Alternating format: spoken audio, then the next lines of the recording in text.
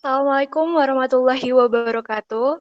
Selamat malam dan selamat datang kepada seluruh peserta webinar Duta Bapin ISMKI 2020. Senang sekali saya Dirga Filanira dapat hadir di sini untuk memandu jalannya diskusi kita pada malam hari ini terkait Duta Bapin Series 3 bidang esai ilmiah bersama pemateri yang telah memiliki berbagai pengalaman dan prestasi dalam bidang keilmiahan.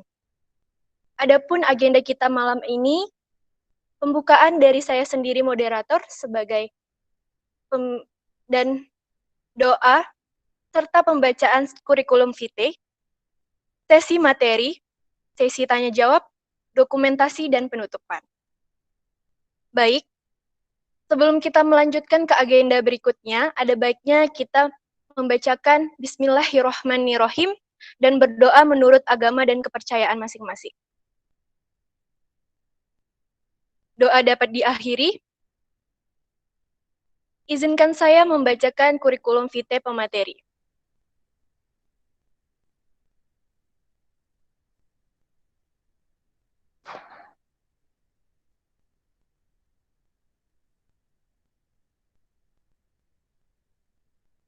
Nama Nadiatul Husna, nama panggilan Nadia. Tempat tanggal lahir Bukit Tinggi 15 November 1998, alamat Komplek Unan B3 1917 Gadut Padang, nomor telepon dan ID line bisa dilihat sendiri, alamat email nadiatulhusna15@gmail.com, dan berasal dari Fakultas Kedokteran Universitas Andalas.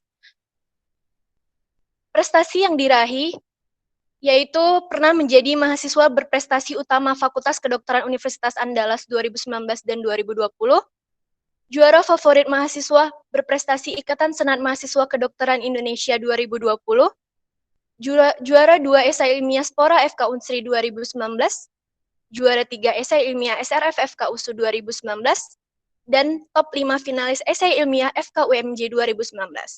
Dan masih banyak lagi nih pencapaian yang dapat kita tiru, bisa dilihat di slide.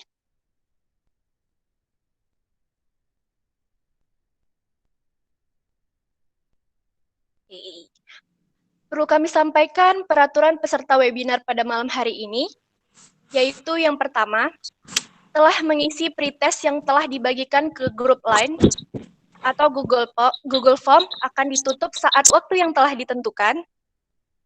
Yang kedua, yaitu memasuki room meeting sesuai waktu yang telah ditentukan, tidak membuat keributan seperti spam chat, mengalihkan fungsi layar, dan lain-lain.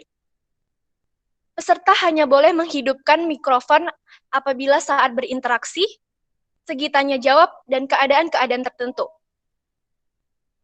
Post-test akan dibagikan di akhir webinar dan dapat diisi dengan waktu yang telah ditentukan. Dan jika mendapat nilai 80, sebagai persyaratan mendapat sertifikat. Oke, saya ingatkan sekali lagi, peserta dapat memberi pertanyaan di kolom chat setelah panitia mengizinkan. Baik, terima kasih. Selanjutnya, pemateri yang akan kita nantikan kepada Kak Nadiatul Husnah, kami persilahkan. Baik, terima kasih moderator. Suaraku kedengaran nggak? Dengar, Kak. Oke, aku izin share screen ya. Oke.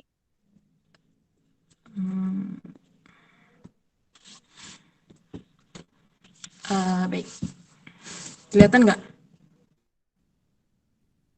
Halo, Udah, Kak. kelihatan? Udah kelihatan. Oke. Oke.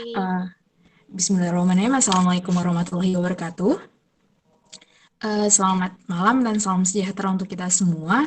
Baik, terima kasih pada moderator dan panitia yang telah memberikan kesempatan kepada aku buat belajar bareng bersama teman-teman hari ini. Dan juga terima kasih pada teman-teman yang udah meluangkan waktunya supaya bisa belajar bersama pada malam hari ini. Nah, kenalin, nama aku Nadia dari Fakultas Kedokteran Universitas Andalas. Nah, di sini kita sifatnya saling sharing aja ya teman-teman, karena aku pribadi pun nggak pernah dapat yang emang langsung diajarin dari masternya, tapi ini adalah pengalaman-pengalaman aku dan juga yang belajar dari teman-teman dan para kating aku dan juga dosen. Nah, di sini nanti aku akan sifatnya kita saling interaktif ya. Jadi nanti ada yang aku tanyakan dan aku harap teman-teman open mikrofonnya ya. Nah, yuk kita mulai ya. Jadi di sini apa sih yang bakalan kita bahas pada malam hari ini?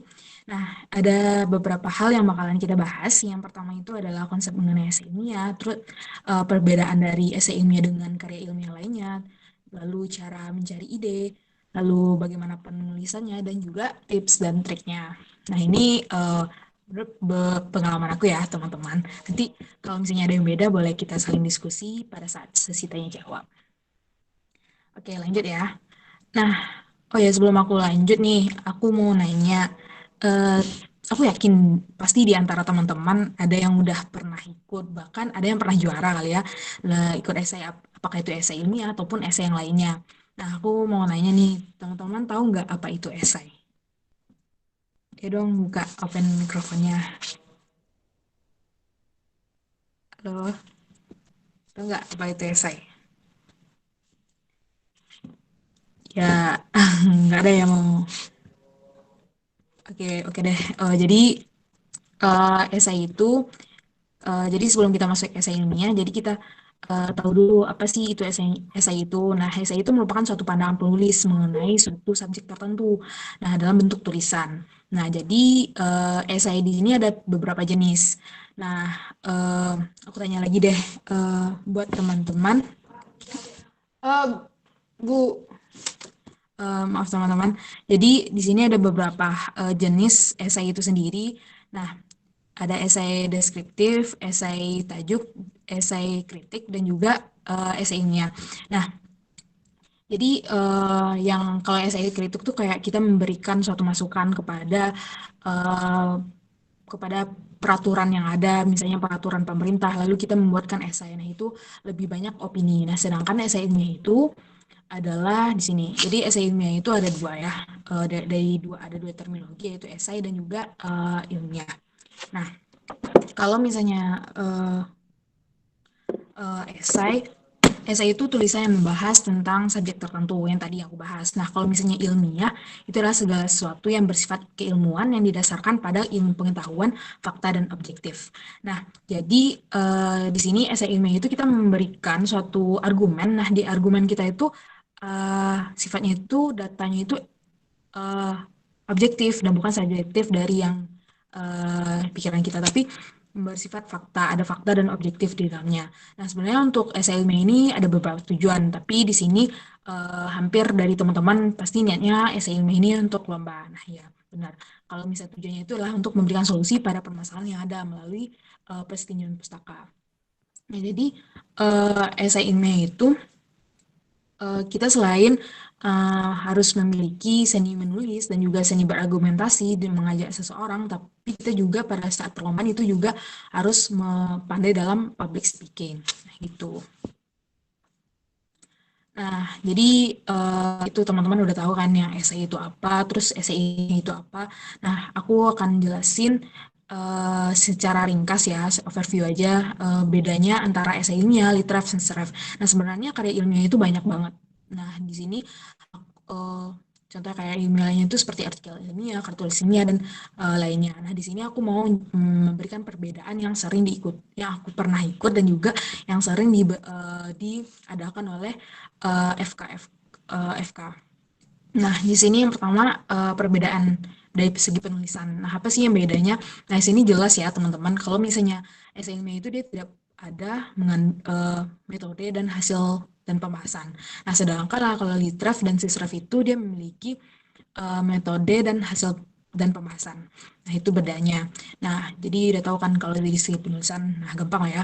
Kalau misalnya research question, nah kalau misalnya kita bikin litraf atau sisraf itu kan harus ada apa sih apa pertanyaan awalnya gitu. Nah, kalau misalnya ilmiah itu nggak harus ada pertanyaan awal. Paling kalau misalnya kita ada menurut kita itu masalah yang urgent prevalensinya tinggi dan kita angkat menjadi suatu esai itu nggak harus ada pertanyaan awalnya. Nah, beda dengan litref. Nah, kalau litref itu kita menilai ada biasanya itu ada research questionnya, misalnya kayak apakah efektivitas dari pemberian misalnya ini misalnya ya daun pepaya untuk apa ya untuk misalnya pencegahan coronavirus misalnya nih ya nggak sebenarnya. Nah itu ada kan research questionnya. Nah kalau si SREF itu dia itu berdasarkan PICO. Nah population, intervention, outcome sama comparison. Nah, ada bedanya. Jadi dia ada pertanyaan awal, apakah efektivitas pemberian daun pepaya untuk COVID pada orang tua misalnya, atau pada anak-anak di Asia Tenggara. Jadi itu jelas populasinya siapa orang tua gitu kan di Asia Tenggara. Ataupun intervensinya apa, eh, intervensinya daun pepaya tadi. Nah, misalnya comparisonnya kita bandingin dengan daun pisang misalnya. Ini misalnya ya. Nah, gitu. Dijelaskan, maksudnya jadi kalau essay itu dia research questionnya tuh luas, tapi kalau misalnya nggak ada nggak apa-apa juga gitu. Biasanya itu nggak ada research questionnya. Nah, selanjutnya itu adalah literatur yang digunakan. Nah, kalau misalnya essay ilmiah itu kita nggak ada kriteria khusus untuk memilih literaturnya. Sedangkan kalau misalnya litref sama litref itu dia memiliki kriteria namun tidak spesifik. Nah, kalau misalnya sisref jelas ya dia itu punya kriteria inklusi dan um, eksklusi. Nah, itu biasanya spesifik berdasar. Jadi dia tuh lebih kompleks gitu. Nah, kalau istilah ilmiah yang menurut kita, misalnya literatur ini mendukung, ya kita ambil nggak apa-apa, kita comot nggak apa-apa. Kalau misalnya Listref dan Sistref itu dia punya kriteria. Nah, semoga paham ya. Nah, selanjutnya itu penilaian studi. Nah, jadi penilaian studi ini, kalau misalnya essay ilmiah itu dia nggak butuh ada penilaian studi gitu, tapi kalau misalnya litref itu bervariasi. Nah, karena litref ini kan banyak juga ya macamnya, ada yang naratif dan yang sebagainya. Teman-teman mungkin minggu kemarin udah belajar juga ya litref. Nah, selanjutnya kalau misalnya serve itu penilaian tajam karena dia itu hampir dekat dengan meta analisis ya kan. Nah, gimana sih contohnya? Nah, jadi aku akan ngasih contoh. Nah, contoh misalnya dari sisref dulu deh. Kalau sisref itu contohnya, teman-teman harus berdasarkan pikonya itu. Nah, jadi ada kalau misalnya teman-teman mengambil literaturnya itu, misalnya jadi dia tuh ada apa? Ada aku nggak menjelaskan secara khusus, tapi dia itu kalau sisref itu dia akan mengambil literatur yang berkaitan misalnya yang di pertanyaan awal tadi yang diambilnya gitu. Misalnya kayak efektivitas coronavirus yang diberi dengan pepaya dengan yang diberi dengan daun pisang gitu. Nah, populasinya tuh spesifik juga gitu. Kalau misalnya litref, nah litref itu misalnya kita ini menilai efektivitas daun pepaya tersebut untuk pencegahan dari coronavirus. Nah, kita emang mengambil dari penelitian yang emang ada melakukan penelitian terhadap coronavirus secara in vitro atau in vivo dari coronavirus tersebut. Nah, gitu. Nah, kalau misalnya esai ilmiah itu misalnya jurnal 1, 2, 3. Nah, jurnal 1, 2, 3 itu menyatakan bahwa daun pisang memiliki bukan, misalnya coronavirus dapat dicegah dengan adanya antioksidan gitu.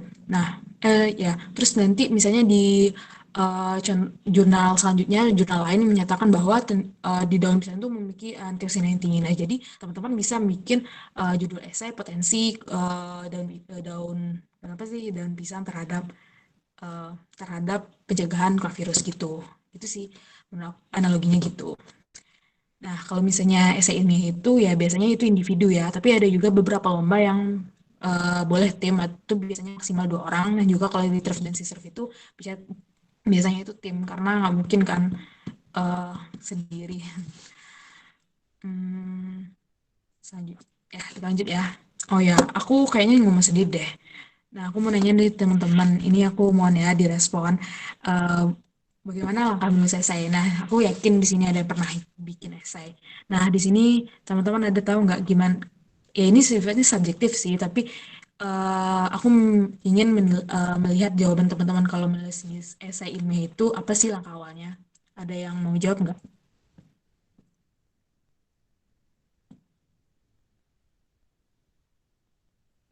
Hmm, Kayaknya nggak ada ya. Ya udah deh, semoga teman-teman nggak tidur ya. Jadi langkah-langkah menulis esai email ini sebenarnya ya tergantung orangnya juga sih subjektif, tapi setelah aku tanya dengan teman-teman aku pada senior aku itu, jadi aku rangkum deh gimana sih mereka langkah menulisnya, juga aku pribadi gimana menulis langkah menulis saya ilmiah.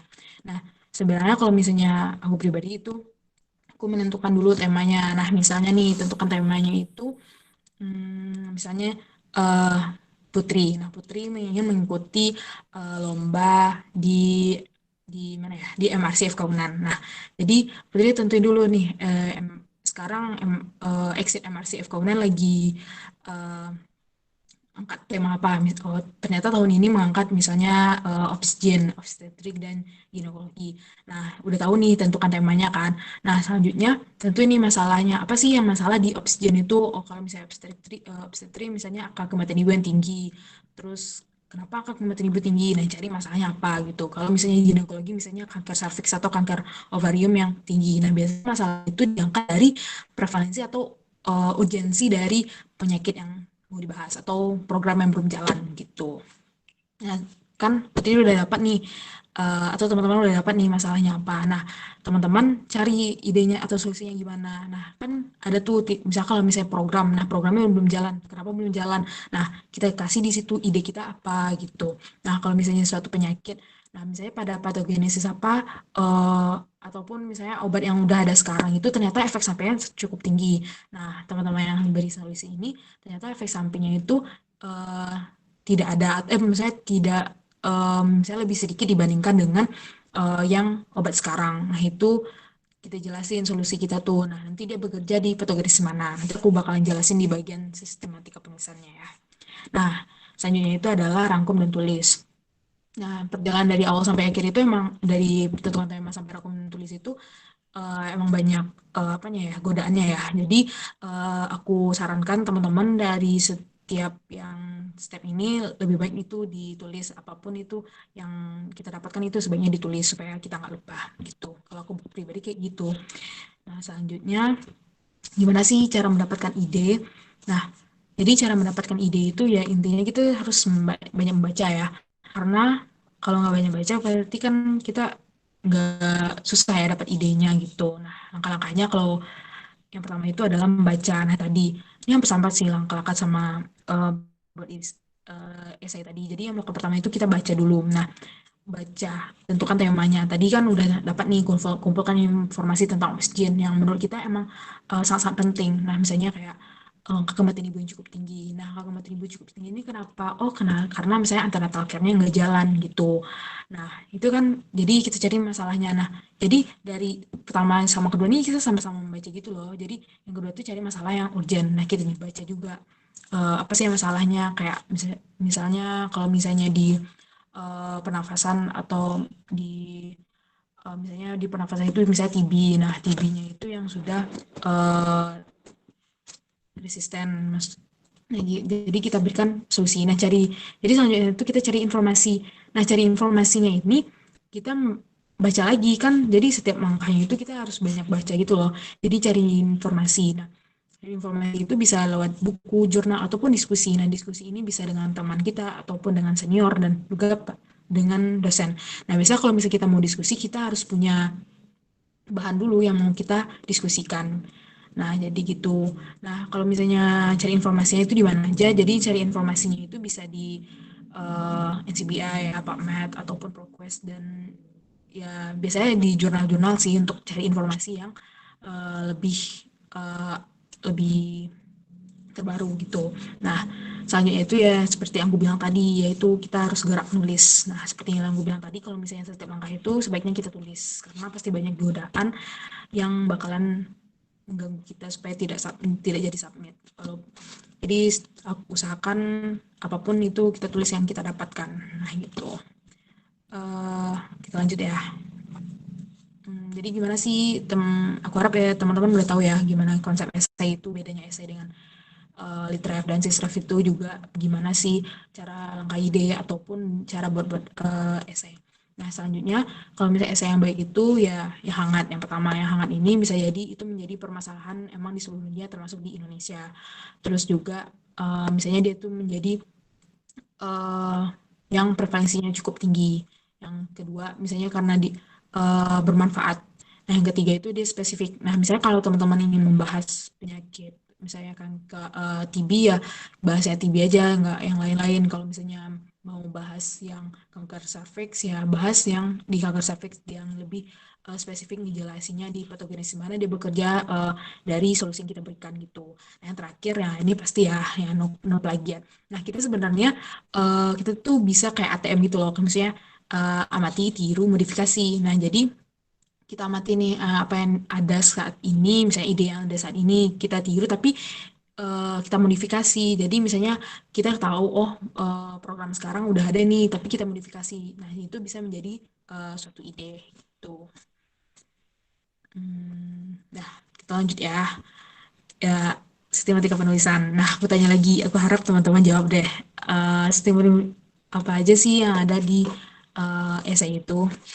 Ayo dong teman-teman. Jangan-jangan ada yang udah tidur. Halo, atau aku tunjuk aja kali ya. Pendahuluan, Masih pada malu-malu nih, Kak. dan penutup. Iya. Oh iya. Pendahuluan, isi, dan Oh penutup. iya, siapa sih yang jawab itu? Siti Meisara Rizkina. Oh iya, makasih ya Kak Siti. Jadi benar ya. Ya, Jadi di sistematika penulisan itu ada pendahuluan, isi, dan penutup. Sebenarnya di tadi udah aku sebutin juga di perbandingan tadi kan. Nah, aku menguji teman-teman masih nyimak aku atau enggak. Oke, lanjut ya. Jadi di sistematika penulisan itu yang pertama itu ada pendahuluan. Nah, di pendahuluan itu ada nanti aku bakalan jelasin spesifik yang gimana. Jadi pendahuluan itu diharapkan teman-teman di setiap paragrafnya itu ada mengandung latar belakang masalahnya apa. Nah, masalahnya misalnya kayak apa ya?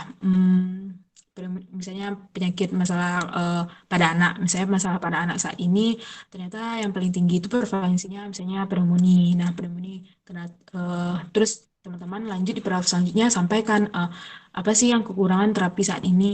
Oh, kekurangan terapi saat ini ternyata dia udah resisten atau gitu. Nah, selanjutnya gambarkan, oh teman-teman mau memberikan solusinya dengan solusi X ini gitu. Ataupun misalnya masalahnya kayak aku bilang tadi, misalnya angka kematian ibu yang tinggi. Oh, karena antara talknya yang jalan. Nah, kekurangan program saat ini apa? Oh, kalau program saat ini ibu-ibu malas jalan ke puskesmas atau ibu-ibu merasa itu nggak penting. Nah, jadi teman-teman ajukan program yang menurut teman-teman bisa membuat ibu itu rajin atau memberikan suatu solusi dengan apakah dengan aplikasi ataupun sebagainya gitu. Nah, itu di bagian pendahuluan. Jadi, teman-teman jelaskan latar belakang masalahnya apa, prevalensinya gimana, terus kekurangan terapi saat ini bagaimana, ataupun program saat ini gimana, dan juga gambarkan ide secara singkat dan secara umum. Nah, selanjutnya di bagian isi. Nah, di bagian isi ini ya penjelasan solusi yang ditawarkan. Nah, ini penjelasan solusi yang ditawarkan ini secara terperinci. Jadi, ide-ide yang di persoalan tadi dijelasin secara terperinci. Nah, selanjutnya itu adalah penutup. Nah, penutup ini ada kesimpulan dan saran atau rekomendasi. Nah, sebenarnya itu bagian inti ya dari esai itu. Nah, jadi esai itu karena kita ini ada ilmiah, karena kita ada mengutip mensitasi dari apa jurnal ataupun penelitian orang lain, makanya kita harus mensitasinya dan memasukkannya di daftar pustaka. Jadi sebenarnya di esai ini itu juga ada pendahuluan, isi, penutup, daftar pustaka. Nah, di sini ini tergantung dari guideline lombanya ya. Kalau misalnya ada perlombaan yang boleh memasukkan tabel ataupun gambar di bagian isi, tapi ada juga lomba yang tidak boleh. Nah, teman-teman bisa memasukkannya di lampiran, tapi ini sifatnya opsional gitu. Kalau teman-teman memiliki gambar dan ternyata di guide-nya nggak boleh ada gambar ataupun tabel. Nah, ataupun nanti dia dibatasi, misalnya gambarnya cuma boleh 2, terus tabelnya cuma boleh 2. Nah, teman-teman boleh melampirkan yang selebihnya itu di lampiran. Jadi sifatnya opsional gitu. Nah, daftar pustaka ini teman-teman pasti udah pada tahu lah ya. Jadi daftar pustaka itu ada yang Harvard, ada yang hardcover gitu. Nah, tergantung nanti di guideline-nya juga. Nah, selanjutnya aku bakal jelasin secara terperinci dari pendahuluan itu.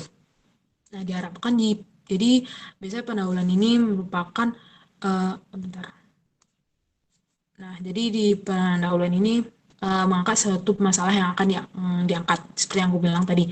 Nah, sebenarnya di pendahuluan ini D itu adalah titik krusial penting karena akan menyangkut urgensi dari penulisan esai yang dibuat. Nah, dia termasuk penting karena dialah yang akan mengawali untuk masuki di bagian isi. Jadi yang melatar belakangi gitu.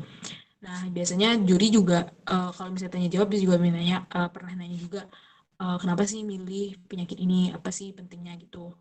Nah, jadi itu jawabannya ada di bagian pendahuluan. Dan juga Selanjutnya itu teman-teman bisa memilih. Jadi untuk ide itu kalau aku pribadi itu ada dua ya, dan aku pelajari itu ada dua. Jadi pertama itu teman-teman bisa memilih permasalahan yang tengah hangat diperbincangkan. Nah misalnya saat ini misalnya coronavirus ataupun misalnya saat ini TB atau misalnya kanker cervix atau misalnya pneumonia pada anak ataupun stunting. Nah itu kan merupakan permasalahan yang emang lagi hangatnya diperbincangkan ya, emang masalah nasional itu kan.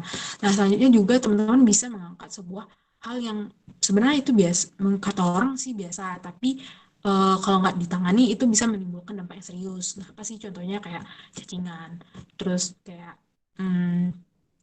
skabies. Nah itu kan kayak biasa, penyakit yang biasa aja bagi orang-orang. Tapi kalau misalnya ditangani kan bisa dampak yang serius. Nah cacingan nanti ujung-ujungnya bisa nggak apa, bisa stunting juga kan. Terus juga kalau skabies bisa mengganggu dari belajar, penurunan belajar dari siswa tersebut gitu. Jadi gitu teman-teman. Jadi teman-teman bisa milih dua ini. Selanjutnya adalah di pendahuluan ini sampaikan solusi yang secara singkat dan secara umumnya seperti yang aku bilang tadi. Nah, jadi benar ya. Jadi di bagian-bagian di pendahuluan itu ada latar belakang. Ingat ya teman-teman. Jadi biasa dari paragraf awal. Jadi teman-teman kalau biasanya ini kan dia ada 4 yang penting gitu kan. Nah, 4 penting ini biasanya bisa dijadikan 8 paragraf biasanya ataupun 4 paragraf. Nah, jadi misalnya paragraf pertama itu membahas tentang latar belakang masalah atau topik yang akan diangkat. Nah, selanjutnya itu preferensinya, selanjutnya kekurangannya, terus gambarnya. Nah, aku harap teman-teman udah paham ya dari bagian-bagian di pendahuluan ini. Nah, selanjutnya gimana sih contoh-contohnya? Nah, ini contoh-contohnya tadi. Nah, seperti yang aku bilang tadi kan, di sini aku mengatakan bahwa yang masalahnya itu adalah aki. Nah, kenapa aki? Karena dia itu melampaui dari target PBB yang sebenarnya 70, tapi di Indonesia itu 305. Nah, ini juga masalahnya itu juga di internet talkernya. Maka diperlukan solusi yang atas kondisi pelayanan dari internet talker ini. Gitu. Nanti jelasin di paragraf selanjutnya itu solusinya secara singkat gimana. Oh, teman-teman ingin bikin suatu kelompok tercecer ataupun membuat aplikasi dan sebagainya gitu-gitu.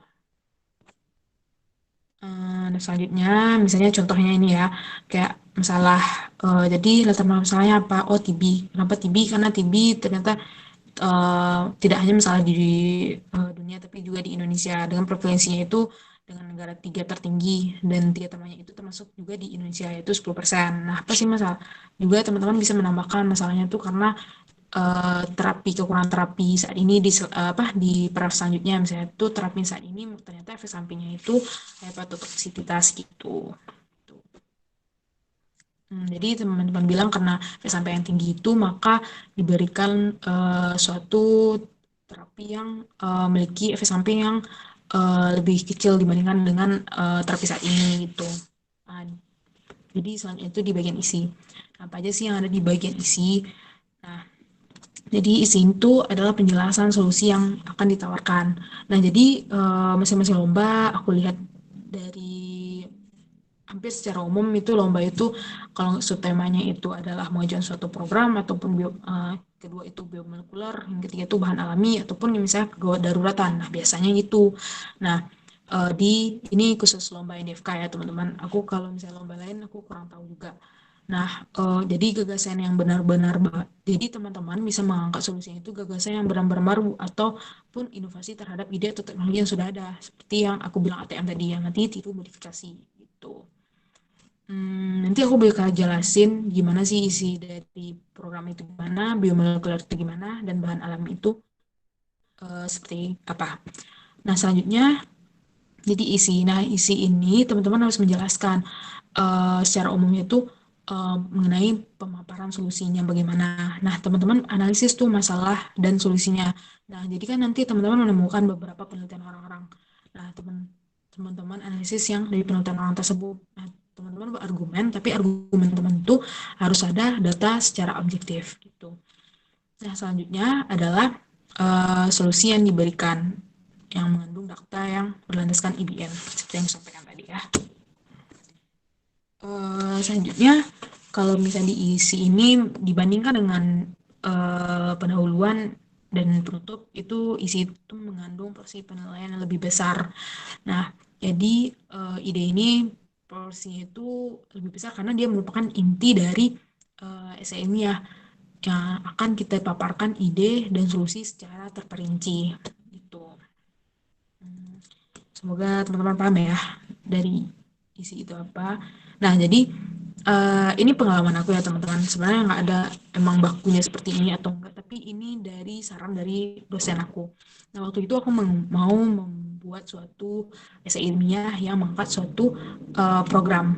Nah, dosen aku menyarankan agar di esai tersebut mengandung yang 5 ini, yaitu karena ini suatu program, jadi ada spesifik, measurable, acceptable, realistic, dan time bound. Nah, jadi spesifik ini programnya kayak apa? Jadi kita spesifikkan seperti apa? Measurable. Nah, ini terukur nggak? Apa sih yang bisa mengukurnya? Oh, ternyata di negara lain udah dilakukan penelitian tersebut, misalnya. Terus juga acceptable. Bakalan diterima nggak di masyarakat di Indonesia? Apa sih alasan kita menerima itu? Nah, realistik nggak dari ide kita ini? Nah, time bound. Nah, ada nggak langkah-langkah yang bakalan kita lakukan agar esai ini kita ini tercapai gitu. Nah, ini tuh contoh-contohnya ya teman-teman. Oh ya, tunggu bentar. Jadi ini nggak harus teman-teman sebutin secara jelas, misalnya di esai teman-teman misalnya diisi terus spesifik ini etc. Enggak, tapi teman-teman secara di dalam esai itu mengandung dari yang 5 ini, nggak harus dituliskan secara mendetail. Paham ya maksud aku? Nah, di sini aku bakalan contohin kayak mana sih spesifik itu gimana. Nah, jadi spesifik itu, jadi misalnya teman-teman ingin menggabungkan kelebihan dan memperbaiki kekurangan program ini yang telah dilaksanakan oleh pemerintah dan negara-negara lain. Terus menambahkan dari manfaat dari aplikasi mobile health misalnya untuk ibu hamil. Nah, spesifik kan. Nah, juga selanjutnya itu measurable, terukur nggak? Oh, ternyata untuk antenatal care ini atau grup antenatal care ini udah dilakukan di beberapa negara, ternyata di beberapa negara tersebut berhasil. Nah, juga di beberapa negara tersebut juga menggunakan mHealth ini juga berhasil. Nah, gimana sih teman-teman di Indonesia yang gimana? Nah, sini secara umum kan ini udah terukur ya dari negara lain tersebut. Nah, di sini juga teman-teman jelasin di sini yang nggak berhasilnya di negara maju, tapi juga di negara berkembang itu. Dan selanjutnya itu acceptable, diterima nggak? Oh, ternyata dia bisa diterima. Kenapa? Karena program ini udah dijalanin pemerintah gitu. Jadi pemerintah nggak terlalu banyak tambahan untuk program tersebut, tapi kita memberikan masukan, misalnya dengan ada mHealth ini dan juga kelompok ini gitu. Nah, juga kalau misalnya realistik bakalan tercapai nggak sih? Ini kan aplikasinya mHealth itu bakalan terjadi, bisa real nggak terjadi di ternyata bisa terjadi. Kenapa? Karena di Indonesia ternyata penggunaan aplikasi tersebut, penggunaan aplikasi ini dapat didukung dengan smartphone yang jumlahnya udah lebih dari 50% ataupun penggunaan internet dari masyarakat Indonesia ini gitu. Teman-teman bisa menambah seperti itu. Selanjutnya time bound. Nah, jadi langkah-langkahnya bagaimana? Jadi teman jelasin gitu. Nah, seperti yang aku bilang tadi, jadi yang tadi itu teman-teman nggak harus menuliskan secara detail, tapi teman-teman bisa menjelaskannya ya maksudnya bukan detail, maksudnya ngerti kan memang maksud aku, jadi teman-teman nggak harus bilang spesifik bla bla bla bla bla bla bla gitu, nggak kayak gitu, tapi teman-teman bisa di dalam esai tersebut mengandung yang 5 tadi ya. Paham ya maksud aku? Jangan salah, nanti ada yang salah paham maksud aku. Nah, jadi teman-teman kenapa aku tulis seperti itu tadi? Nah, biasa aku rancangnya seperti itu dulu. Nah, rancang seperti itu baru nanti aku pindahkan ke tulisan aku gitu loh. Ya, itu contoh dari suatu program. Nih, teman-teman sudah nambahkan PL Indonesia-nya gimana gitu. Nah, selanjutnya adalah dari biomolekuler. Jadi biomolekuler ini, kalau misalnya aku biasanya di bagian isi itu aku bakalan menjelaskan bagaimana sih mekanisme kerjanya. Nanti mekanisme kerjanya itu dihubungkan dengan yang di patogenesis dari penyakit tersebut. Oh, ternyata dia bekerjanya di patogenesis ini loh, dia menghambat ini. Nah, sebaiknya teman-teman itu kalau misalnya mekanisme kerjanya itu dibikin juga skemanya, itu bakalan lebih bagus, nilai akan menambah nilai plus dari teman-teman, karena juri itu bakalan paham, oh ternyata dia paham nih mekanisme kerjanya di mana, dia menghambat di bagian mana itu. Yang kedua apa? Yang kedua itu perbandingan dengan terapi yang ada. Ternyata dibandingkan dengan ini, misalnya perbandingan dengan terapi kanker sekarang, ternyata dengan kemoterapi ataupun dengan terapi lainnya, ternyata itu efek sampingnya lebih sedikit yang solusi yang kita tawarkan dibandingkan dengan terapi yang ada saat ini. Nah gitu.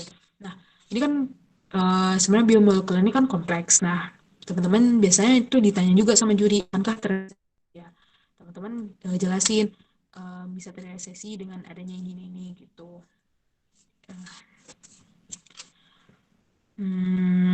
Nggak paham ya yang biomolekuler. Nah selanjutnya ini adalah bahan alami. Nah, kalau misalnya bahan alami ini, teman-teman, jadi teman-teman harus contoh bahan alami ini, eh, teman-teman bilang kalau misalnya dari bahannya itu apa sih kandungannya apa, terus juga kandungan. Jadi kan kalau misalnya kayak bahan alami itu dia mengandung misalnya dia flavonoidnya itu apa gitu, ataupun senyawa apa yang ada di sana. Nah, senyawa yang paling banyak itu ternyata yang bakal bekerja di penyakit tersebut. Nah, dia bekerjanya di patogenis mana. Nah, teman-teman jelasin di situ.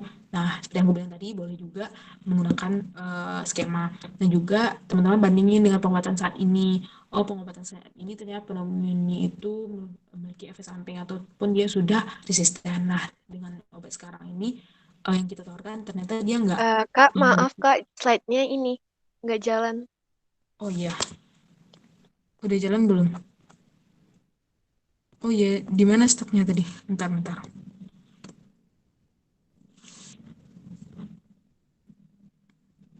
Udah jalan belum? Masih di spesifik tadi Kak.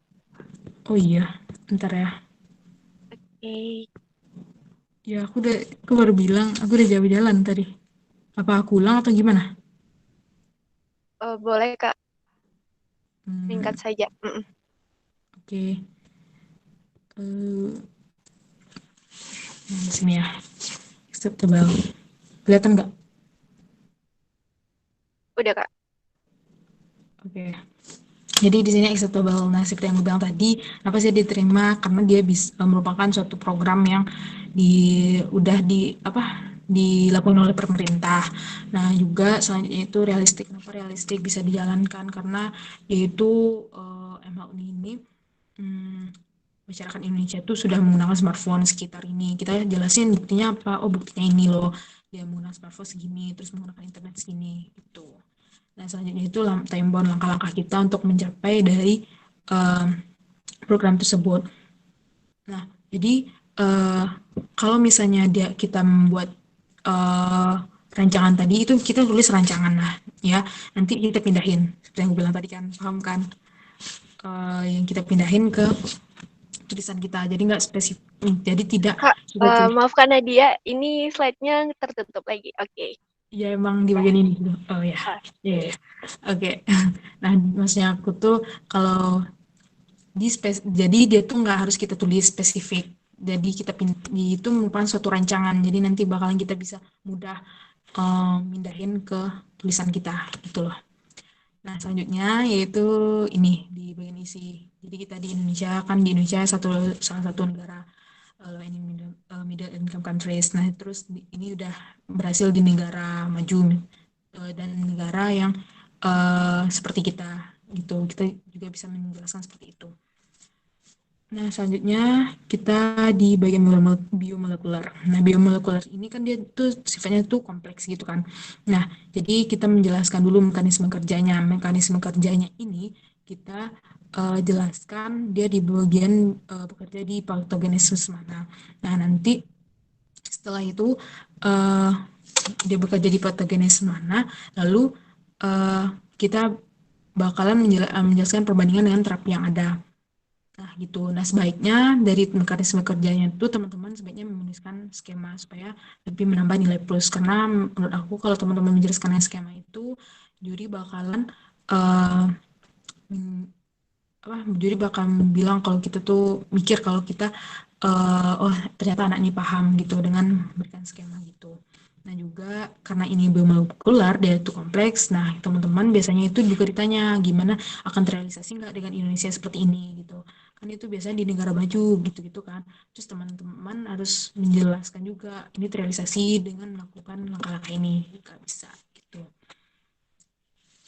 Nah selanjutnya bahan alami ya. Bahan alami ini, jadi bahan alami ini teman-teman kan kalau di bahan alami itu dia ada mengandung senyawa-senyawa gitu, ada bioflavonoid ataupun yang lainnya itu.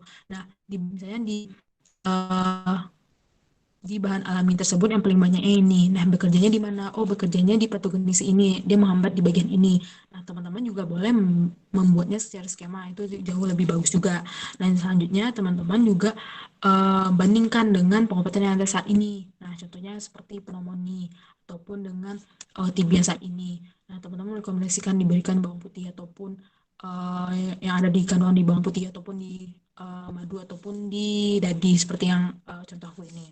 Nah, selanjutnya teman-teman juga bilang efek samping yang saat ini apa. Nah, teman-teman harus beritahu juga ternyata efek samping saat ini belum ditemukan ataupun saat ini belum ada. Nah, mungkin ada penelitian lebih lanjut, itu juga boleh dipaparkan seperti itu. Nah, kalau misalnya ada dosisnya, teman-teman juga boleh menyampaikan dosis yang di penelitian X ini dosisnya segini di in vivo ataupun di in vitro-nya gitu. Selanjutnya ini ya biomolekular tadi ya, mekanisme hasil dan penelitian yang tadi kita analisis, terus juga perbandingan pengobatan yang sudah ada, dosisnya dan efek sampingnya, seperti yang aku bilang tadi. Nah selanjutnya semua paham ya di bagian isi itu teman-teman. Nah selanjutnya itu adalah penutup. Nah di penutup ini merupakan porsi yang paling kecil, tapi jangan sepelekan karena gak menutup kemungkinan juga juri bakalan membaca di kesimpulan dan saran terlebih dahulu. Mungkin dia lebih malas baca di awal kan. Ya udah dia baca kesimpulan saran. Nah, juga teman-teman jangan sepelekan, jangan asal buat juga. Sebaiknya juga dibikin sebaik mungkin. Nah, totalitas juga bikinnya. Nah, kesimpulan ini kan yang bagian terakhir yang bakalan kita buat. Nah, karena dia itu adalah simpulan dari ide gagasan yang kita tawarkan untuk menyelesaikan permasalahan yang ada. Nah, juga selanjutnya itu adalah saran dan rekomendasi. Nah, saran ini upaya-upaya untuk mengoptimalkan perwujudan gagasan serta pelaksanaannya. Nah, ini contohnya. Jadi kesimpulan itu misalnya kelompok antenatal care yang dengan MHOL ini dapat meningkatkan pengetahuan sikap dan keterampilan ibu selama kehamilan gitu. Ternyata dia bisa menjadi inovasi sistem layanan antenatal care. Jadi merupakan simpulan dari essay teman-teman tadi. Nah, selanjutnya di bagian rekomendasi dan saran itu jadi penulis merekomendasikan agama ini diterapkan, tapi teman-teman harus rasional juga. Nanti juga diperlukan pengajian lebih lanjut atau misalnya nanti bahan alami ternyata penelitian lebih lanjut. Nah, penelitian lebih lanjutnya ini maksudnya kita jelasin penelitian lebih lanjut tentang efek sampingnya yang masih belum ada saat ini gitu. Jadi paparkan seperti itu. Nah, aku menyinggung sedikit ya. Jadi gimana sih kan kalau misalnya kita udah biasa di lomba di FK itu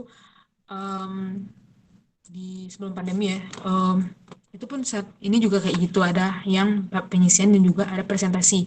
Tapi di saat pandemi ini aku lihat juga ada yang nggak ada presentasi, yang langsung aja dari submit awal ya. Nah jadi pertama itu kan teman-teman submit. Nah submit itu yang karya tadi. Nah selanjutnya itu di persiapan presentasi. Nah saran aku kalau misalnya emang teman-teman niatnya emang juara ya teman-teman lihat timelinenya juga, timeline yang nanti finalnya tanggal berapa, apakah nanti berdekatan dengan ujian ataupun dengan kegiatan lain. Nah jangan sampai nanti ternyata udah bikin karyanya tapi pada hari hanya teman-teman nggak ikut. Nah ternyata ya gimana ya, nggak apa juga bisa disubmit di lomba lain, tapi ya kalau misalnya niatnya buat juara ya gimana ya, kesempatannya hilang gitu. Nah karena aku pribadi pernah seperti itu.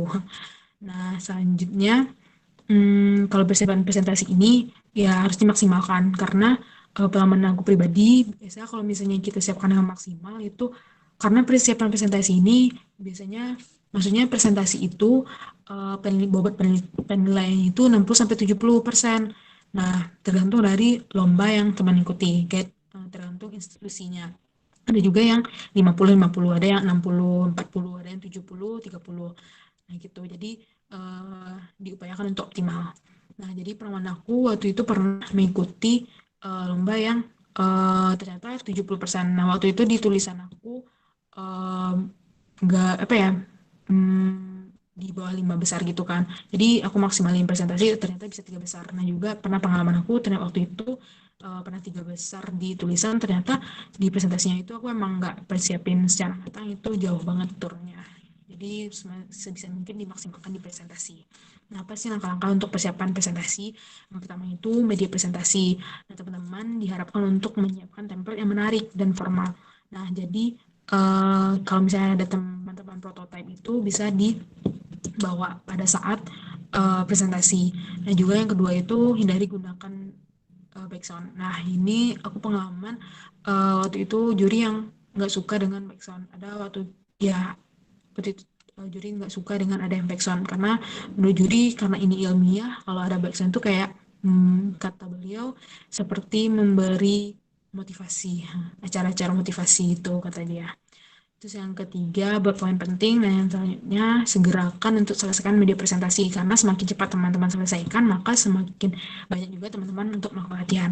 Nah, catat hal penting, maksud aku di sini catat hal penting ini adalah teman-teman latihan terus, jadi nanti akan ada pilihan-pilihan kata yang menarik menurut teman-teman. Kalau misalnya teman latihan cuma sekali aja nanti bakalan beradul gitu. Tapi tergantung orangnya juga. Nah, selanjutnya itu catat konten yang penting. Nah, selanjutnya ya karena banyak latihan supaya bisa hasilnya lebih memuaskan. Nah, selanjutnya itu diskusi dan tanya jawab. Nah, diskusi dan tanya jawab ini teman-teman bisa juga mencari apa sih yang kemungkinan pertanyaan dari juri itu dikumpulkan dengan kita sendiri. Nah, juga bisa juga tanya ke teman kita. Jadi kita kasih esai kita, terus kira-kira apa yang mau ditanya. Terus nanti biasanya teman-teman kita kan ngumpulin jawaban tuh, ngumpulin pertanyaan. Nah, itu juga bisa kita untuk tambahan pertanyaan kita. Nah, juga bisa tanya ke senior ataupun ke dosen. Nah, biasanya dosen itu kan pengalaman yang lebih banyak ya. Jadi sebisa mungkin diskusinya juga sama dosen. Misalnya kayak 11 sampai 11-12 sih kalau pertanyaan dosen. Apalagi dia emang di spesialis di bagian tersebut gitu. Selanjutnya, kalau misalnya di bagian saat presentasi, ya tetap tenang apapun yang terjadi, walaupun di sebelum kita tampil itu lebih bagus ya, tetap tenang. Yang kedua itu percaya diri, tampil dengan cerdas. Maksudnya aku ini pede tapi nggak sombong itu. Nah, karena ini kan esai kita yang bikin, jadi seolah kita kan yang sebenarnya yang paling tahu dan esai kita. Nah, tapi kalau misalnya pertanyaan juri tidak dikit tahu kita jawabannya, ya maaf dok, misalnya saya belum melakukan studi literatur seperti yang mengenai hal tersebut. Jadi kalau misalnya kita jawab itu jadi lebih terkesan lebih prestis gitu daripada kita menjawabnya mengada-ada, jadi gitu. Kayak mengada-ada tuh kayak nanti jatuhnya kita makin diserang gitu pertanyaan kita. Yang selanjutnya itu tetap tenang karena usahakan yang tetap senyum karena meski dalam kondisi batin kita tetap tekan. Nah, selanjutnya dan yang terakhir emang perbanyak berdoa. Selanjutnya hindari penulisan istilah atau singkatan yang tidak umum, penulisan yang tidak sesuai ayat dan juga plagiarisme. Nah, selanjutnya gimana sih tips dan triknya? Yang pertama ya, tadi aku dari awal juga sudah bilang tips dan triknya yaitu angkat kasus penting, baca dan diskusi dengan senior ataupun dengan teman ataupun dengan yang baik itu dengan dosen juga. Dan selanjutnya latihan dan public speaking dan juga patuhi guideline-nya. Ini sesuaikan tulisan dengan guideline karena setiap lomba itu beda-beda aturannya. Nah, juga perhatikan skor penilaiannya apa. Tuh. Nah, selanjutnya juga yang selanjutnya adalah kita itu pelajari karya sebelumnya. Nah, jadi kan ya mungkin ada yang baru ikut esai tapi udah juara itu banyak juga. Nah, ada yang juga udah berkali-kali tapi belum juara, tapi ya pelajari karya sebelumnya, baik itu karya kita sendiri ataupun dengan karya senior kita. Nah, ataupun dengan melihat teman-teman yang tampil pada saat presentasi. Nah, selalu belajar dan interpretasi karya sendiri serta pelajari karya orang lain. Nah, selanjutnya tuh aplikatif ya, terus tekun dan juga yang terakhir tekun dan berdoa. Karena apapun bisa maksimal ya serahkan semua pada Allah. Nah selanjutnya ya what's life ya ini kan yang terakhir ya karena aku suka Harry Potter jadi teman-teman menurut aku ini menulis esai itu ya nggak semua orang suka jadi karena ini bakalan mengganggu aktivitas teman-teman pembelajaran teman-teman dan juga uh, organisasi karena di FK sendiri kan lumayan padat. Nah, jadi kalau nggak ada ya kalau nggak lu keluar dari zona nyaman itu pasti nggak asik juga gitu nggak menambah pembelajaran kita buat kedepannya. Itu sih terakhir dari aku. Terima kasih. Wassalamualaikum warahmatullahi wabarakatuh. Aku kembalikan pada moderator. Oke, terima kasih Kak Nadia. Wah, keren banget nih, walaupun sedikit padat materinya. Untuk teman-teman, kita udah buka sesi pertanyaan yang pertama, yaitu sudah kami rangkum dalam. Nah, Kak, nanti langsung dijawab aja ya, Kak. Yang pertama itu ada dari Mia Rania. Selamat malam, Kak. Untuk membuat pendahuluan esai ilmiah, latar belakang apa yang menarik untuk dijadikan topik penulisan selain prevalensi yang tinggi? Mungkin bisa langsung dijawab, Kak Nadia. Sebentar aku ya. Jadi mana sih pertanyaannya? Aku mau baca. Oh ya ini. Ya. Aku udah dapat. Selamat malam Kak. Mau tanya untuk membuat pendahuluan esai ilmiah, latar belakang apa yang menarik untuk dijadikan topik penulisan selain profesi yang tinggi? Nah, jadi terima kasih ya Kak Mia. Jadi kalau aku pribadi itu karena aku biasanya itu mengangkat sebuah program dan juga biasanya itu mengangkat suatu penyakit. Nah, biasanya kalau misalnya di program itu kita selain dengan prevalensi kayak aku contohkan tadi, selain angka kematian ibu yang tinggi, kita sebutkan juga apa sih yang masalahnya? Masalahnya ternyata dengan adanya antenatal care yang tidak jalan. Nah, itu kan di situ tidak hanya kita menjelaskan dengan prevalensi saja, tetapi juga adanya program yang tidak terjalankan. Nah, jadi di sini kan tadi Kak Mia nanya latar belakang apa yang menarik untuk dijadikan topik selain prevalensi tinggi. Jadi ada 4 tadi komponen yang aku bilang. Yang pertama itu latar belakang masalah, yang kedua itu prevalensi ataupun kalau misalnya tidak prevalensinya, urgensinya. Seperti yang kayak tadi skabies dan aku contohkan tadi kayak skabies dan cacingan. Nah itu. Nah yang ketiga juga teman-teman selain preferensi dimasukkan juga kekurangan dari terapi tersebut ataupun kekurangan dari modalitas kekurangan dari terapi ataupun modalitas ataupun dari program tersebut. Nah, yang keempat baru kita gambarkan apa sih keunggulan dari yang kita berikan ini. Nah, itu sih kalau aku pribadi. Mohon maaf kalau misalnya gimana Kak Mia? Oke, Kak Mia, mungkin dari tanggapannya boleh dari kolom chat. Oke, kita ke pertanyaan selanjutnya ya Kak Nadia. Iya. Selanjutnya dari Kak Ferian Dika. Selamat malam Kak. Kak izin menanyakan 2 pertanyaan. Yang pertama, bagaimanakah cara mengemas ide dalam esai ilmiah agar menjadi suatu program yang menarik jika ide tersebut adalah terapi modalitas baru? Yang kedua, bagi Litref atau Sistref, biasanya akan bisa dipublikasikan menjadi jurnal. Apakah esai ilmiah juga bisa, Kak? Terima kasih, Kak. Oke, mungkin dijawab, Kak Nadia. Baik, terima kasih moderator. Jadi terima kasih kepada Kak Frian. Jadi aku izin menjawab pertanyaan kedua dulu ya. Jadi ya emang kalau misalnya Litref dan Sisref itu biasanya akan dipublikasi menjadi jurnal gitu kan. Tapi kalau misalnya aku sampai sekarang aku pribadi masih belum ada publikasi esai ilmiah ini. Tapi aku kurang tahu juga. Tapi sepengetahuan aku esai ilmiah ini nggak ada tempat publikasinya. Tapi aku nggak tahu juga. Tapi yang setahu aku sampai sekarang itu nggak ada seperti Litref dan Sisref tersebut. Nah, selanjutnya pertanyaan yang pertama, bagaimana cara mengemas ide dalam esai ilmiah agar menjadi suatu program yang menarik jika ide tersebut adalah terapi modalitas baru. Nah, jadi kalau aku pribadi, jadi kalau teman-teman ingin mengemas dari ide suatu program yang menarik, ini maksudnya program ya, berarti program yang ada. Jadi ide kalau misalnya teman-teman ingin mengangkat suatu program itu saran aku dimasukkan yang SMART tadi.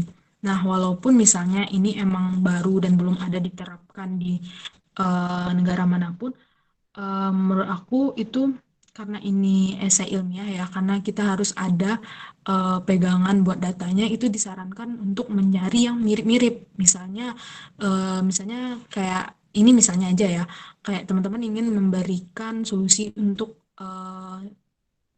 menghambat stunting dengan adanya suatu aplikasi. Ternyata aplikasi yang untuk dimanapun belum ada untuk nutrisi anak stunting tersebut.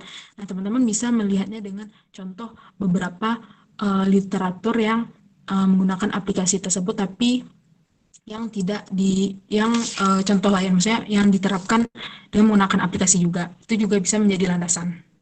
Nah, ataupun misalnya yang contoh kedua, misalnya kayak contoh aku pada saat aku jelasin tadi. Misalnya, ini misalnya kalau misalnya daun pepaya itu memiliki antioksidan yang tinggi. Ternyata coronavirus itu dapat dicegah dengan antioksidan. Nah, teman, ini kan belum ada penelitiannya nih, maksudnya belum ada penelitian yang emang ke coronavirusnya. Itu bisa menjadi suatu esai, kan itu menjadi terapi modalitas baru gitu kan, saran kita untuk potensi dari daun pepaya sebagai pencegahan coronavirus. Nah, itu sih Kak Variandika. Terima kasih. Semoga Oke, paham. gimana Kak Feriandika? Ada tanggapan mungkin? Terima kasih banyak Kak katanya. Mungkin selanjutnya Kak pertanyaan dari Nabilah Nurul Islami yaitu selamat malam Kak, saya dari FKUI. Izin bertanya mengenai perbedaan cara memilih topik esai dan litref, apakah ada perbedaannya ya Kak? Saya pernah mendengar bahwa dalam memilih topik esai diutamakan poin novelty, di mana belum ada penelitian sebelumnya yang membahas solusi serupa. Sementara untuk litref, tidak harus begitu karena tujuan utamanya merangkum penelitian yang sudah ada.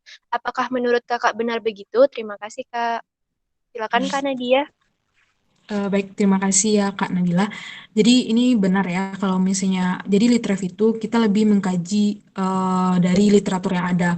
Nah, kalau misalnya esai itu lebih dibandingkan kalau misalnya litref itu untuk opini kita itu bisa dikatakan nggak ada. Tapi kalau misalnya esai ilmiah itu bisa dikatakan ada opini kita di dalamnya. Nah, kenapa aku bilang seperti itu? Karena seperti yang aku contohin tadi. Nah, kayak yang daun pepaya yang aku contohin tadi kan. Jadi daun pepaya itu memiliki antioksidan yang tinggi. Ternyata coronavirus dapat dicegah dengan antioksidan misalnya. Jadi ini bisa menjadi suatu novelty terbaru, bisa menjadi ide baru gitu. Uh, Kita bikinnya itu potensi daun pepaya untuk pencegahan dari coronavirus. Nah, jadi kalau misalnya di bedanya di litref itu emang nggak baru. Jadi kita mereview dari literatur yang ada. Jadi yang literatur yang kita ambil itu nggak bisa seperti esai tadi. Kalau esai tadi kan nggak harus ada penelitian yang menyatakan daun pepaya itu ke si COVID-nya itu. Tapi kalau di litref itu harus ada. Jadi harus ada penelitian menyatakan bahwa emang ada dilakukan penelitian baik itu in vivo ataupun in vitro eh, terhadap daun pepaya tadi ke si yang ada coronavirus itu secara in vivo ataupun in vitronya gitu. Jadi gitu Kak Nabila. Semoga terjawab ya Kak. Oke, Oke, gimana nih Kak Nabila? Mungkin boleh ditanggapin. Terima kasih Kak Nadia.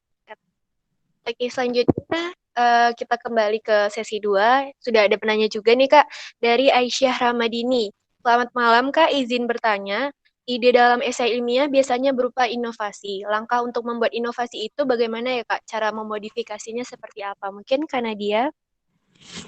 Baik, terima kasih ya Kak Aisyah Ramadini. Jadi ide dalam esai ilmiah biasanya berupa inovasi. Langkah untuk membuat inovasi itu bagaimana Kak? Cara memodifikasinya seperti apa saja Kak agar tercipta satu inovasi? Nah, sebenarnya yang esai itu biasanya mengandung dari opini kita, tapi opini kita itu ada IBM-nya, ada dasarnya, datanya gitu kan.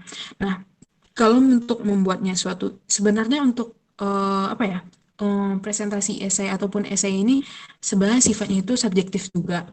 Nah, subjektif dari orang menilainya. Ada yang juri emang suka dengan program, ada yang juri emang suka dengan biomolekuler, ada juga juri yang suka dengan bahan alami. Nah, jadi di sini untuk kita membuat suatu inovasi itu, kalau misalnya untuk memodifikasi itu kita lihat, misalnya aku contohin ya kayak yang di pernah aku esai ilmiah aku.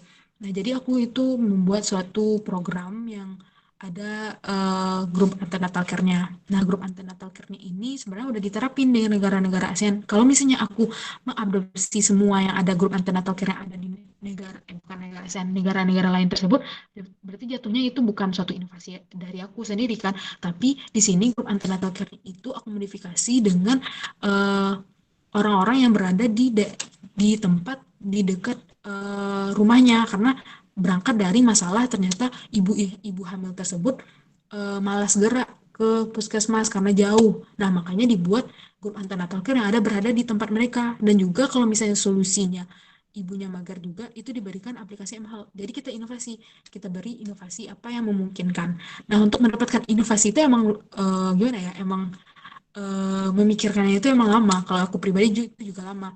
Nah, itu makanya kita lebih diharapkan untuk banyak membaca supaya dapat ide-ide tersebut. Nah, kenapa? Jadi kita juga berangkat dari masalah tersebut, masalahnya itu kita pikirkan dan kita baca apa masalahnya dan kita beri suatu solusi yang tersebut. Gitu sih kalau aku pribadi, karena aku juga belajar untuk mendapatkan inovasi yang bagus. Gitu Kak Aisyah. Oke, terima kasih Kak. Gimana Kak Aisyah? Oke, terima kasih juga karena dia. Baik, selanjutnya pertanyaan dari Nimade Dwinda Handayani nih Kak. Selamat malam Kak, izin bertanya. Pertama, apakah perbedaan yang paling mendasari antara esai ilmiah dengan esai ilmiah populer? Kedua, apa di setiap esai harus memberikan solusi? Tadi udah dijawab sepertinya. Nah, apakah ada perbedaan solusi antara esai ilmiah dengan esai ilmiah populer? Untuk solusi dan ide baik itu seperti apa? Dan satu lagi nih Kak, ada kriteria solusi untuk esai ilmiah nggak? Misalnya harus secara terapi, secara klinis, apakah mungkin solusi berupa hal-hal lain di luar lingkup klinis? Contohnya solusi berupa permainan. Terima kasih Kak. Hmm, Kak Nadia. baik. Baik, terima kasih ya Kak Nibade. Jadi di sini apakah ada kriteria solusi untuk esai ilmiah, misal harus secara terapis, secara klinis, apakah mungkin solusi berupa hal luar lingkup seperti solusi berupa permainan. Nah, jadi kalau aku berdasarkan pengalaman aku ini kalau solusinya itu bermacam-macam ya. Ada yang dari solusinya memberikan suatu pencegahan, ada juga yang memberikannya itu terapi, dan juga ada yang terapi ini berupa klinis, dan juga ada yang ataupun contoh permainan yang seperti ke ini, Made. Itu tergantung dari kita membawakannya. Nah, tapi kalau misalnya aku pribadi itu aku belum pernah memberikan terapi yang seperti yang selain dari pemberian terapi secara klinis tersebut. Jadi mungkin kalau menurut aku juga menarik untuk diberikan permainan, misalnya kayak kayak pencegahan, misalnya dari solusi untuk terapi skabies, misalnya diberikan permainan juga menarik juga kan. Jadi sekali lagi aku bilang kalau misalnya esai ilmiah ini sebenarnya sifatnya itu juga gimana ya, subjektif dari jurinya juga, tergantung kita untuk meyakinkan solusi kita ini apakah bisa terrealisasi dan bisa dijalankan atau tidak juga. Gitu sih aku pribadi. Nah, selanjutnya pertanyaannya, apa pertama yang perbedaan yang mendasar dengan esai ilmiah dengan esai ilmiah populer?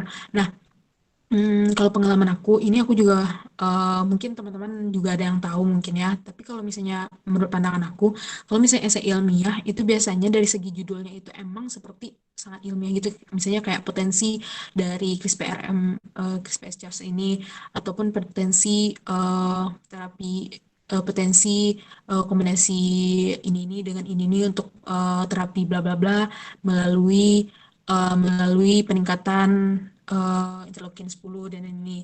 Nah, kalau misalnya esai ilmiah populer itu biasanya dari segi judulnya itu kita memberikan singkatan gitu loh. Kayak misalnya ada singkatan tertentu, kita menyingkat dari suatu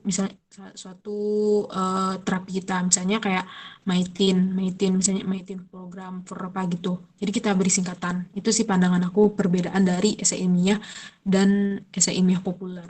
Nah, kalau untuk isinya, aku pribadi menurut aku hampir sama aja sih, karena aku pernah ikut lomba juga di esai ilmiah populer, dan itu aku bikinnya itu hampir sama dengan esai ilmiah, dan aku lihat teman-teman yang presentasi juga hampir sama juga apa pembawaannya dengan esai ilmiah gitu. Tapi yang bedakannya itu adalah dari segi judulnya sih. Tapi aku eh, pengetahuan aku seperti itu. Mungkin ada teman-teman yang lain yang tahu.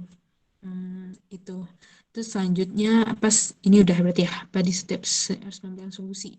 Nah, sejauh ini kalau aku bikin esai ilmiah itu aku selalu memberikan solusi tergantung dari misalnya kayak preventif, misalnya antenatal care tadi itu kan sifatnya preventif, ataupun misalnya kayak penyakit kanker itu bisa juga tetap preventif, juga bisa dari kuratifnya.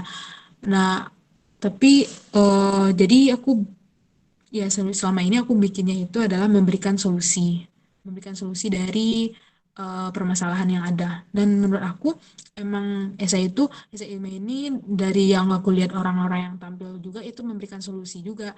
Nah, bedanya dengan esai yang lain kan tadi ada esai ilmiah dan juga esai kritik dan lain-lain. Nah, kalau esai kritik itu biasanya itu mengkritik dari suatu kebijakan tertentu. Biasanya juga ada memberikan opini, tapi opininya itu tidak eh, kadang ada yang juga memberikan, aku pernah baca, tapi ada yang juga memberikan solusi ataupun cuman memberikan kritik saja gitu. Mungkin itu sih sekian dari aku. Mohon maaf kalau belum maksimal jawabannya. Terima kasih. Oke, Kak. Gimana nih Kak Made, Dwinda, Handayani? Oke, sudah. Terima kasih, Kak. Selanjutnya, pertanyaan dari Lutfi Umam Hakim Nasution. Izin Kak bertanya, jadi Kak untuk di bagian isi tidak perlu lagi menjelaskan seperti definisi dan etiologi ya. Untuk di bagian isi, apakah bisa menjelaskan isi dari sumber seperti jurnal dengan bahasa sendiri? Mungkin karena dia. Bentar, pertanyaan dari Lutfi ya. Jadi di bagian isi tidak perlu lagi menjelaskan seperti definisi dan etiologi. Bagian isi, apakah bisa menjelaskan isi dari sumber seperti jurnal dengan bahasa sendiri? Baik, terima kasih pada Lutfi. Nah, di sini kalau misalnya di bagian isi, kita menjelaskan isi dari sumber seperti jurnal itu, ya emang kita harus menjelaskannya dengan bahasa kita sendiri. Kita tidak boleh copy paste dari jurnal yang ada tersebut. Karena kalau misalnya kita copy paste itu kan plagiat, jatuhnya kita plagiat ya. Walaupun kita mensitasi, kita tulis itu di daftar pustaka. Tapi kalau misalnya kita mengambil sebuah jurnal orang, itu seharusnya kita memparafrase dari jurnal hasil penelitian orang tersebut. Nah, itu dari aku. Terus juga, apakah bagian isi tidak perlu lagi menjelaskan seperti definisi? Nah, jadi kan kalau esai ilmiah itu kayak gimana ya? Esai ilmiah itu dia halamannya itu terbatas. Jadi kayak misalnya bisa 3 sampai 10 halaman biasanya. Nah, itu boleh teman-teman di bagian isi menjelaskan secara ringkas mengenai isi bukan mengenai definisi dan juga etiologinya, tapi jangan membuatnya itu kayak learning objektif kayak kita di tutorial, tapi menjelaskannya itu Hmm, secara umum aja gitu. Tapi kan tapi lain halnya dengan penyakit yang banyak etiologinya, misalnya kayak pneumonia. Nah, pneumonia itu kan ada yang virus, ada juga bakteri. Nah, di sini teman-teman mau memberikan solusi yang mana? Misalnya kalau kalau memberikan solusinya di bagian bakteri, teman-teman harus lebih menjelaskan kalau ini adalah buat etiologi yang bakteri gitu. Mungkin itu sih sekian dari aku. Ada tanggapan nggak Kak Lutfi? Gimana nih Lutfi, ada tanggapan mungkin? Sepertinya belum Kak nanti. Mungkin ada sedikit waktu nih Kak, mungkin ada sekitar 2 pertanyaan lagi. Singkat saja, ini dari Dinda Zulaika ada Oriol. Selamat malam Kak. Untuk esai ilmiah, apakah boleh dicantumkan subjudul dalam penulisannya? Mungkin Hmm, Kak Nadia? Oke, terima kasih kepada Kak Dinda. Jadi kalau misalnya kita buat esai ilmiah itu juga kita juga boleh kok memberikan subjudul, jadi isi terus yang subjudulnya misalnya efek dari bla bla bla, dari misalnya efek senyawa ini di jalur patogenesis ini. Oh, boleh kok kita jelasin Kak Dinda. Oke. Gimana nih Kak Dinda? Ada tanggapan mungkin? Oke. Terima kasih Kak. Ya, selanjutnya Kak dari Salsa Shiva. Selamat malam Kak. Apakah ada rekomendasi dalam beberapa minimal jurnal yang harus kita baca Kak? Dan apakah benar bahwa esai ilmiah itu lebih banyak keterima itu adalah dari bidang biomolekuler? Terima kasih sebelumnya Kak. Mungkin Kak Nadia? Baik, terima kasih kepada Salsa Shiva. Jadi, minimal jurnalnya itu nggak ada ya, karena ini nggak litref ataupun sisref ya. Jangan satu jurnal juga teman-teman ambil, jadi malah lebih dari dua deh menurut aku. Karena teman-teman bisa menganalisisnya juga. Nanti juga teman-teman, biasa juri juga nanya, kamu penelitian dari siapa aja? Biasanya juga ditanya, aku pernah ditanya waktu presentasi kayak gitu juga. Dari eh, jurnal mana dari penelitian apa berapa orang dan apa saja hasil penelitiannya juga pernah ditanya itu. Nah juga kalau misalnya apakah banyak keterima, nah itu sebenarnya aku lihat-lihat emang seringnya itu keterima di biomolekuler karena tergantung juga teman-teman menjelaskan biomolekulernya kak, apakah teman-teman bagus menjelaskannya atau tidak. Karena kalau misalnya teman-teman mangkat biomolekuler tapi penjelasannya juga nggak bagus juga nggak keterima itu menurut aku. Jadi tergantung teman-teman pembawaan teman-teman juga. Ada juga kok yang juara nggak semua juga yang juara itu dari biomolekuler, tapi juga ada yang juaranya dari bahan alami, juga ada yang dari program gitu. Karena sebenarnya kalau biomolekuler itu emang itu lebih menarik karena lebih kompleks dan di saat beberapa orang juga menyarankan, pernah aku dengar itu menyarankan untuk mengangkat biomolekuler karena dia lebih kompleks dan juri wah anak ini keren ya bahas biomolekuler, tapi tergantung juga bisa nggak kita bawanya gitu. Malah nanti kalau misalnya kita angkat biomolekuler, kalau misalnya kita penjelasan kita nggak bagus, misalnya kayak nggak rasional, misalnya baru negara lain yang bisa menjalankan terus bikin gimana realisasi di Indonesia juga nggak nggak bisa juga gitu. Sebenarnya juga di SNM ini juga sifatnya itu subjektif, tergantung dari jurinya juga gitu. Ada yang suka, jurinya suka eh, yang suka bemolkler, ada juga yang lainnya gitu. Mungkin itu dari aku. Terima kasih. Oke Kak, mungkin ada sedikit waktu lagi nih pertanyaan terakhir mungkin dari Marsyananda Yunitasari. Permisi Kak, bagaimana perbedaan penyampaian opini kita yaitu solusi kita berdasarkan fakta yang udah ada pada esai ilmiah dan litref karena saya mendengarnya kalau esai ilmiah lebih banyak opini daripada litref. Mungkin itu saja Kak Nandia. Oh ya, terima kasih ya Kak Mas Sananda. Jadi kalau misalnya litref itu emang opininya lebih sedikit ya. Bisa dikatakan itu kita itu kayak mereview literatur yang ada gitu loh. Jadi kalau misalnya esai ilmiah itu kita diusahakan untuk mengangkat yang emang ada inovasi terbarunya itu apa. Beda dengan litref. Nah, litref itu kan mengkaji ulang gitu jatuhnya. Nah, kalau misalnya di esai ilmiah ini emang lebih banyak opini kita dan juga yang jadi misalnya kita ada mengangkat faktanya, nah fakta ataupun penelitian orang-orang tersebut, nah penelitian orang tersebut lah yang kita analisis gitu, ataupun kita, nah, nah dari penelitian beberapa penelitian itu yang bakalan kita ambil kesimpulannya bagaimana kita analisis, oh kerjanya dari misalnya misalnya di penelitian A kerjanya itu di patogenesis ini loh dia bekerja, nah di penelitian B ternyata penelitiannya juga di tempat A di patogenesis A juga tapi juga bisa bekerja di patogenesis B jadi kan bisa menambah dari eh, dari pembahasan kita itu sih dari aku sebuah paham ya Kamar Sananda. Oke, gimana nih Kak Marsyananda dan Kak Salsa udah dari Kanadianya. Mungkin teman-teman yang pertanyaannya belum terjawab nanti akan dikirimkan melalui grup yang sudah disediakan untuk dijawab. Mungkin dengan begitu berakhir pula lah sesi tanya jawab kita pada malam hari ini. Terima kasih sebelumnya kepada Kak Nadia. Mungkin boleh dimatikan share screen-nya. Oh iya mama. Oh iya. Iya, terima kasih Kak. Selanjutnya kita akan masuk ke sesi dokumentasi nih. Boleh teman-teman partisipan untuk membuka kameranya.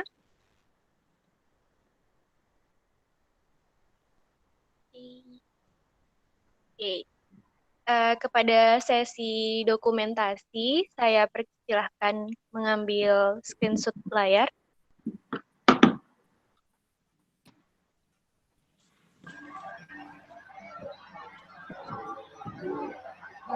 Udah, Kak. Oke, terima kasih. Oke, selanjutnya dari Bapinis MKI sendiri akan mempromosikan beberapa lomba terkait yang sedang open nih. Mungkin dari yang share screen boleh dibuka.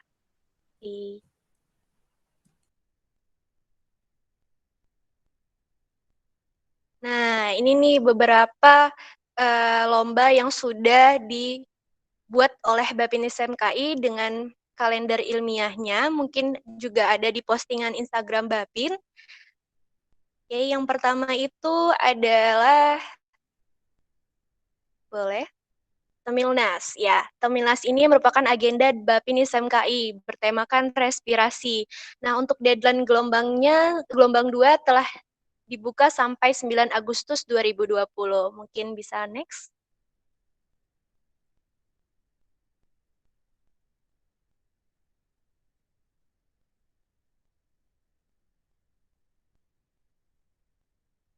Oke, selanjutnya itu ada lomba dari INAMS FKUI dengan tema kanker. Untuk deadline-nya extend sampai 1 Agustus 2020. Selanjutnya ada Medsko dari FKUMS dengan tema neuropsikiatri dengan deadline gelombang kedua 31 Agustus 2020.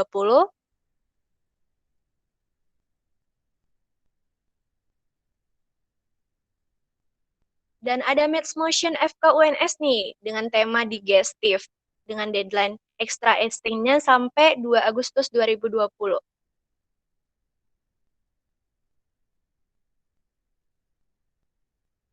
Ada AMSW dari FK Unair juga dengan tema respiratory disease dengan deadline extend laskalnya sampai 9 Agustus 2020.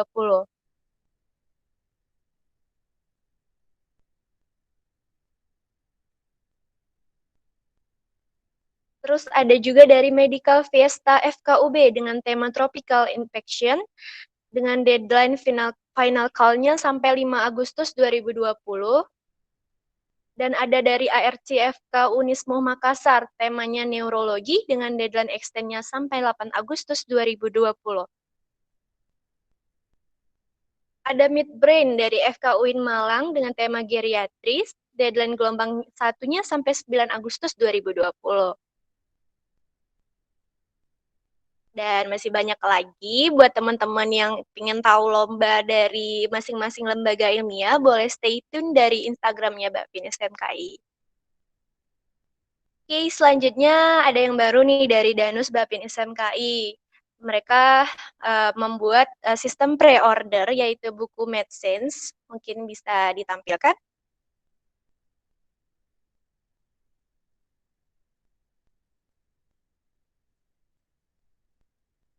Oke, mungkin bisa dilihat dari layar.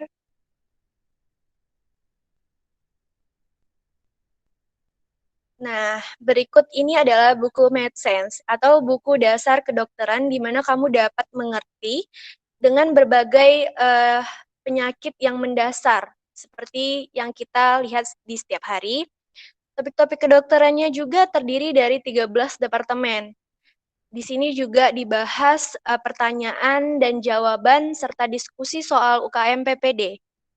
Di sini juga tertera resep dan bagaimana cara kamu menulis resep tersebut. Mungkin untuk teman-teman yang berminat memesan MedSense ini, boleh cek IG-nya Danus Bapin ISMKI, dan dengan kontak person yang akan kami kirimkan melalui grup. Ini nih foto-fotonya yang udah beli MedSense.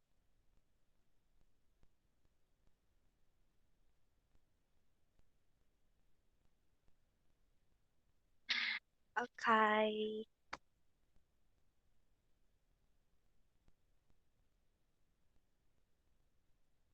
Langsung aja teman-teman yang mau pre-order untuk buku ini bisa dilihat kontak tertera di slide kita. Dan boleh cek IG Danus_Bapin dan _ISMKI. Oke. Wah, tak terasa nih kita udah di penghujung agenda akhir. Sekali lagi saya ucapkan terima kasih kepada Kak Nadiatul Husna. Semoga sehat dan sukses selalu, Kak.